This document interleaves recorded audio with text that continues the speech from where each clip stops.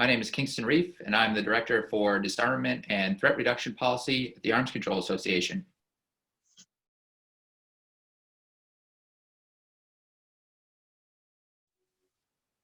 The new Strategic Arms Reduction Treaty, or New START, which was signed a decade ago this week, limits the size of the still enormous US and Russian deployed strategic nuclear arsenals and provides for an extensive monitoring and verification regime to ensure compliance with the treaty. The use of but a fraction of the still enormous US and Russian arsenals would result in a catastrophe the likes of which humanity has never seen.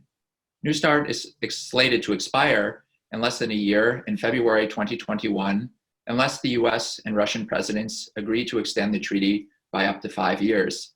If New START expires with nothing to replace it, there would be no limits on the size of the US and Russian arsenals for the first time in half a century.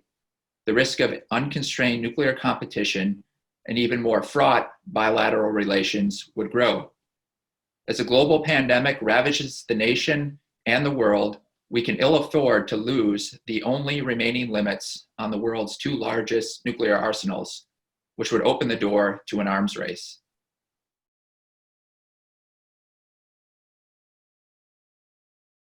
The administration's pursuit of a more comprehensive arms control agreement that includes additional nuclear armed states is a worthwhile and praiseworthy objective. However, such an effort would be unprecedented, extremely complex to negotiate, and time-consuming, and almost certainly cannot be achieved before New START expires in less than a year, all of which reinforces the case for extending New START, which will provide an additional 5 years with which to pursue a more ambitious agreement.